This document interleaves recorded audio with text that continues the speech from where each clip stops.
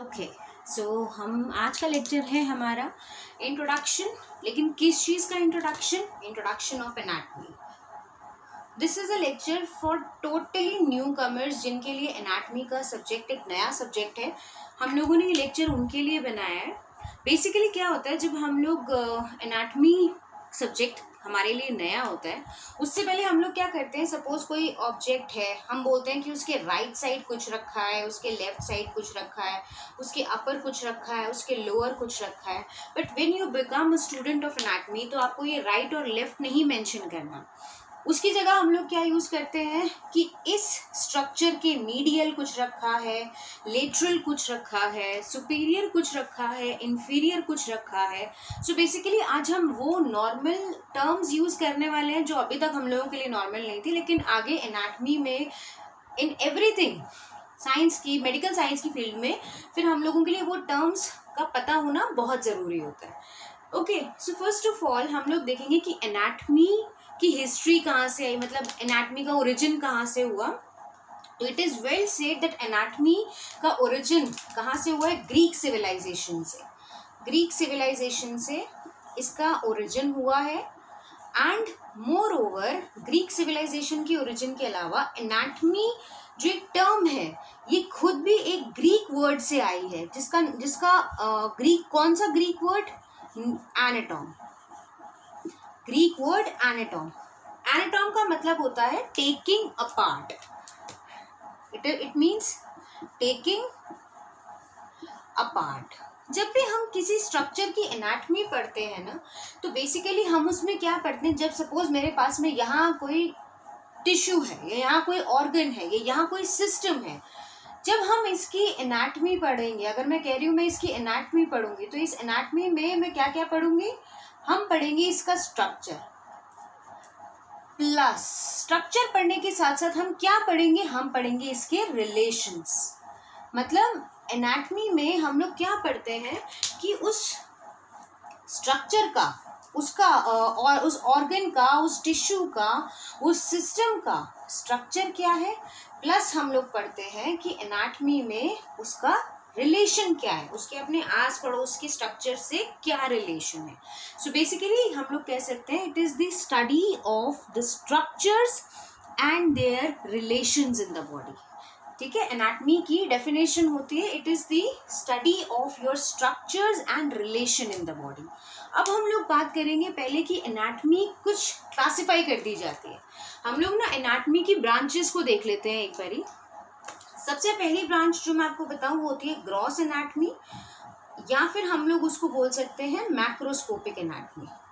Gross anatomy या फिर हम लोग बोल सकते हैं उसको मैक्रोस्कोपिक एनाटमी। वर्ड से ही पता लग रहा है मैक्रोस्कोपिक। मैक्रोस्कोपिक मतलब जो हमें नॉर्मली भी दिख रहा है, जैसे आप लोग देख सकते हो, आपको अपना ब्रेन देखने के लिए, या फिर अपना ब्रेन नहीं, आपको डेड बॉडी का ब्रेन देखने के लिए, या फिर उसका हार्ट देखने के लिए, जब आप आगे फर्दर कभी प्रैक्टिकल क्लासेस में जाओगे, then what's going to happen, आप लोगों को ना स्पेसिमेंट्स दिखाए जाएंगे।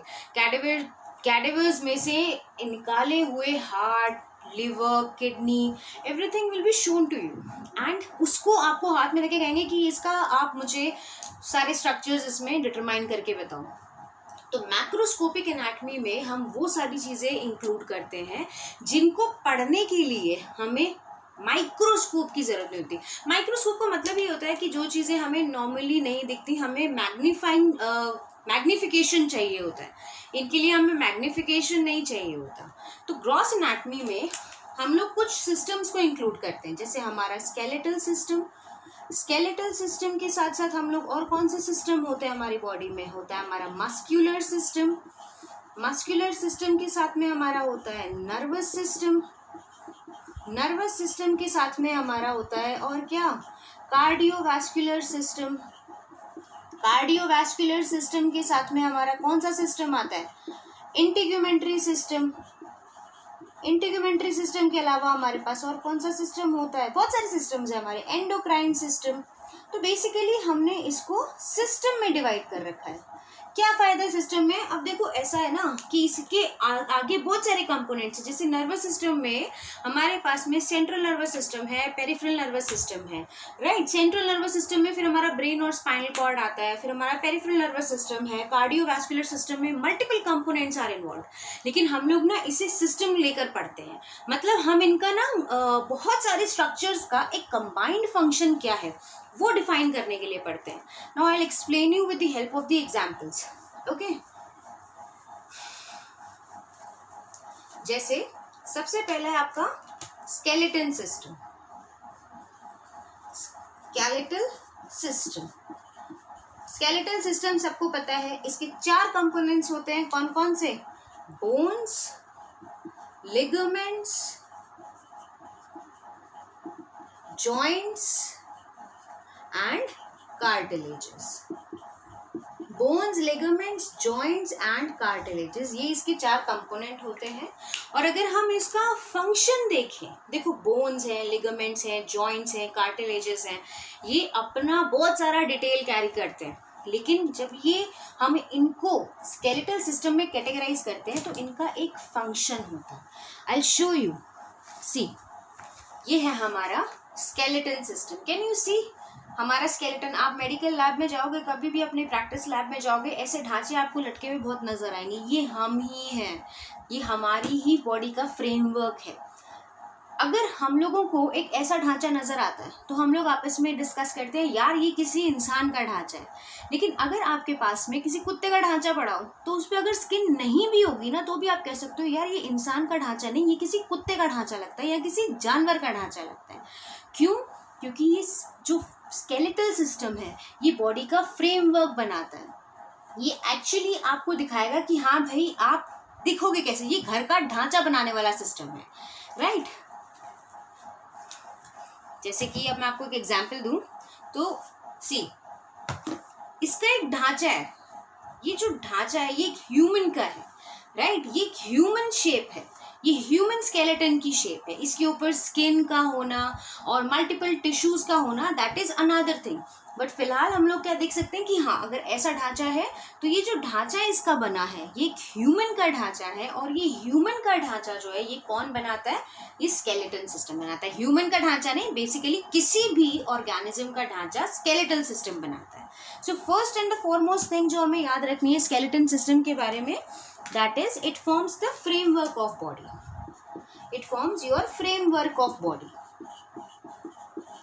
उसके बाद में आपको एक चीज और दिखाऊं, क्या आपने कभी देखा है कि किसी के रिब्स या फिर किसी का भी कोई इंटरनल ऑर्गन, किसी का पेट, हमें क्या दिख रहा है? जब बाहर से एक ढांचा है, हम लोग इसका हार्ट नहीं देख सकते, हम इसका किडनी, लंग्स, इतनी इम्पॉर्टेंट फंक्शनल यूनिट्स जो खुद बोन से नहीं बनी होती है, बहुत सॉफ्ट टिश्यू है वो, एवरीथिंग इज अ व्हाट, हमारा जो लिवर है, हमारा जो स्टमक है, इतनी सारी चीज़ें हैं यार। बॉडी के इंटरनल ऑर्गन्स जो हैं उनको प्रोटेक्शन कौन प्रोवाइड करता है? उनको प्रोटेक्शन प्रोवाइड करता है हमारा स्केलेटल सिस्टम, राइट। उसको प्रोटेक्शन कौन प्रोवाइड कर रहा है? हमारा स्केलेटल सिस्टम। उसके बाद में हम लोग कह सकते हैं it supports the body, it supports the body, it is providing a support to the body as well as skeletal system हमारी बॉडी का वेट ट्रांसमिट करता है, ठीक है ना, हमारी बॉडी। और पता है क्या, इसमें भी अलग अलग बोन्स की हम लोग जब पढ़ेंगे बोन्स के बारे में स्पेशली, कि जो डिजाइनिंग है बोन्स की वो अलग अलग तरीके की है। अब आपका जो स्कल है, अगर आप आगे थोड़ा सा देखोगे तो स्कल के अंदर काफ़ी सारे साइनसेस होते हैं। उन साइनसेस के बहुत सारे फंक्शंस होते हैं, लेकिन उनमें एक फंक्शन ये भी होता है कि वो हमारे ना स्कल बोन को लाइट बना के रखते हैं कि तो भैया बड़ा और ऐसा घड़ा सा फील ना हो कि बहुत ज़्यादा वेट है ऊपर। तो बेसिकली हम लोग स्केलेटल सिस्टम को कैसे डिफाइन कर सकते हैं?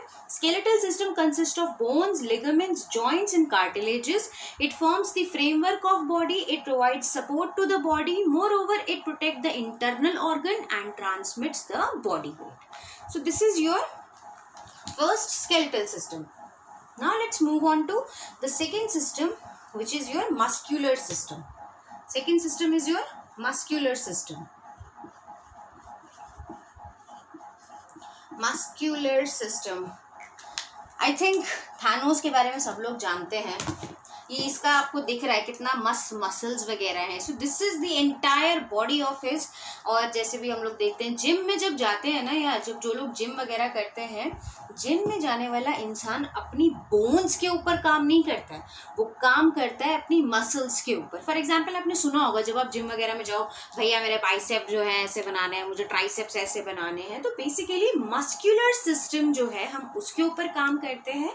मस्क्यूलर सिस्टम में आपके पास में क्या क्या आता है? You have muscles and tendons, you have muscles and you have tendons, muscles and you have tendons. ये दो चीजें आप इंक्लूड करते हो। इसका फंक्शन क्या होता है? The first and the foremost thing is that the function of muscular system is to provide the movement of skeletal system. सिर्फ ढांचे का होना ज़रूरी नहीं है, ढांचे के ऊपर जो हमारी मसल्स हैं वो तब काम करेंगी जब आपके पास एफिशिएंट मसल्स होंगे। Can you see multiple muscles are visible over here. ये सारा आपका मस्क्यूलर स्ट्रक्चर है। स्केलेटल सिस्टम की मूवमेंट के लिए हमें मसल्स का होना बहुत ज़रूरी है। Another important function is that, अगर आप थर्मल कैमरे से आपने देखा होगा, so this is a thermal camera, ये थर्मल कैमरे से ली गई है pic basically. Here to mention कि जो हमारा मस्क्यूलर सिस्टम होता है, it is a site of heat production, it is a site of heat production. So muscular system is basically what? It consists of muscles and tendon. It is essential for the movement of your skeletal system as well as it is a site of heat production. The third system is your nervous system. सुनने में लगता है यार nervous मतलब होता होगा डरना। जब हम किसी से एग्जाम टाइम में पूछते हैं भाई तो इतना नर्वस क्यों है, लेकिन ये नर्वस सिस्टम वो नर्वस सिस्टम नहीं है। नर्वस सिस्टम का क्या काम होता है? पहली बात तो नर्वस सिस्टम में क्या क्या आता है? हमारा आता है ब्रेन, हमारा आता है स्पाइनल कॉर्ड, हमारे आते हैं सिंपैथेटिक एंड पैरासिम्पैथेटिक गैंग्लियंस, और हमारे पास में क्या आता है? Spinal nerves, cranial nerves. Nervous system का काम क्या होता है? नर्वस सिस्टम का काम होता है कि बेसिकली जो भी इसकी सराउंडिंग्स में जो भी इंफॉर्मेशन होगी, जो भी इंफॉर्मेशन इसकी सराउंडिंग में होगी, प्लस जो इन्फॉर्मेशन इसकी बॉडी से होगी, वो ये कहाँ लेके जाएंगे? नर्वस सिस्टम तक, ब्रेन तक लेके जाएंगे। ब्रेन तक क्या? एमएस से सेंट्रल नर्वस सिस्टम तक लेके जाएंगे, और वो सारी इन्फॉर्मेशन सेंट्रल नर्वस सिस्टम में जाके फिर कंपेयर होती है, कॉन्ट्रास्ट होती है, इंटरप्रेट किया जाता है डाटा, और फिर उसमें एक आउटपुट बनाया जाता है। फॉर एग्जाम्पल कैप्टन मार्वल यहाँ खड़ी है और यहाँ आपके पास में ये थानोस है। ये एक दूसरे को जानते हैं या नहीं, क्या होगा? कैप्टन मार्वल इसको देखेगी एंड देन इसने जैसे ही उसको देखा, एक सेंसरी इनपुट ब्रेन तक जाएगा कि हाँ भाई तुम, और फिर वो इन्फॉर्मेशन जो सेंसरी इन्फॉर्मेशन होगी जो ब्रेन तक जाएगी, ब्रेन में वहाँ वो इंटरप्रेट होगी कि क्या हम इसे जानते हैं, क्या ये हमारी आर्मी का मेंबर है, क्या ये यहाँ पर नुकसान कर रहा है, क्या ये यहाँ पर मतलब ये करने क्या आया है बेसिकली। वो सारा डाटा इंटरप्रेट होगा और फिर एक निकलेगा इसकी बॉडी में मोटर रिस्पॉन्स, ठीक है, कि हाँ भाई इसके साथ में अब कैसे बिहेव करना है। तो ये जो सेंसरी रिस्पॉन्स है, compare and contrast and interpretation of data है, और उसके बाद में एक मस्कुलर रिस्पॉन्स, ये सारा काम होता है हमारा नर्वस सिस्टम का। नर्वस सिस्टम के काम के अलावा हम लोग क्या है, नर्वस सिस्टम में हम लोग जब ब्रीफली इसको अभी हम पढ़ रहे हैं, लेकिन जब हम इसके बारे में ज़्यादा पढ़ेंगे तो हमें पता लगेगा कि नर्वस सिस्टम जो होता है वो बेसिकली ब्रॉडली क्लासिफाई किया जाता है सेंट्रल नर्वस सिस्टम में और पेरिफेरल नर्वस सिस्टम में, ठीक है, सेंट्रल नर्वस सिस्टम में और पेरिफेरल नर्वस सिस्टम में। अगर हम इसका फंक्शन देखें ब्रीफली कि इसका फंक्शन क्या है, as I have explain to you कि इसको अपने एनवायरनमेंट से और अपनी बॉडी से भी, ऐसा नहीं है कि सिर्फ बाहरी, बॉडी से भी सारी इन्फॉर्मेशन, आपकी सारी की सारी इन्फॉर्मेशन जो है आपकी सेंट्रल नर्वस सिस्टम तक जानी चाहिए। तो बेसिकली सारे डाटा को कलेक्ट करके सेंट्रल नर्वस सिस्टम को दे के आना, फिर वहाँ पर आपका डाटा मैनिपुलेट होगा, पढ़ा जाएगा और देखा जाएगा कि इस डाटा का करना क्या है, इसके रिस्पॉन्स में कैसा, इसके स्टिमुलस के उसमें कैसा रिस्पॉन्स रिक्वायर्ड है, फिर वो जनरेट होगा। तो बेसिकली ये हमारा सेंट्रल नर्वस सिस्टम और पेरिफेरल नर्वस सिस्टम। पहला काम तो मैंने आपको इसका बताया क्या है। Other thing you can say that it regulates all the voluntary and involuntary movements of your body. Another thing is we have endocrine system. Next we have endocrine system. ठीक है, नेक्स्ट हमारे पास में क्या आएगा, नेक्स्ट हमारे पास में आएगा endocrine system. Endocrine system, endocrine glands के बारे में आपको पता होगा। एंडोक्राइन ग्लैंड्स वो ग्लैंड्स होते हैं जो बेसिकली अपनी सिक्रीशन ब्लड में डालते हैं and they are actually said to be the ductless glands. इनके पास में इनकी डक्ट्स नहीं होते हैं, ये डक्टलेस ग्लैंड्स होते हैं। और जैसे कि for example your thyroid gland, अगर आपको मैं थायराइड ग्लैंड दिखाऊं तो basically C in your neck, ये है आपका thyroid gland. Okay, this is the shape of your thyroid gland. Moreover आपके पास में पिट्यूटरी ग्लैंड है, ये है आपका pituitary gland. This is your pituitary gland. Sella turcica में होता है, मिडिल क्रेनियल फोसा में। हम लोग जब स्केलेटल सिस्टम का कंप्लीटली स्कल के बारे में जब हम कंप्लीटली पढ़ेंगे तब हम आपको दिखाएंगे where is your sella turcica, hypophyseal fossa कहाँ है, और ये है आपका pituitary gland. Simultaneously we have the pancreas in this category as well। ठीक है, इसके बाद में हम लोग देखेंगे एंडोक्राइन सिस्टम का फंक्शन क्या होता है। एंडोक्राइन सिस्टम का फंक्शन होता है कि बॉडी में एक नॉर्मल ग्रोथ हो, बॉडी में नॉर्मल डेवलपमेंट रहे और बॉडी में एक नॉर्मल मेटाबॉलिज्म हो। ये तीन काम जो है ये बेसिकली कौन देखता है, एंडोक्राइन सिस्टम देखता है। क्यों देखता है ये तीन काम एंडोक्राइन सिस्टम? आपने देखा होगा बहुत फ्रीक्वेंट एग्जाम्पल और बहुत सिंपल एग्जाम्पल अगर आपको दिया जाए तो आपने देखा होगा कई लोग कहते हैं अरे इसे थायराइड है, ये तो बहुत मोटी हो गई है, अरे इसे ये बीमारी है, ये तो उसका ऐसा है। तो बेसिकली क्या है, ovary, testis, pancreas, pituitary gland, thyroid gland, they secrete hormones and these hormones, trust me, play a very significant role in your body। आपकी बॉडी में बहुत significant role play करते हैं and they are very much required, बहुत ज़रूरी होते हैं ये for normal growth, for normal development and for normal metabolism। This is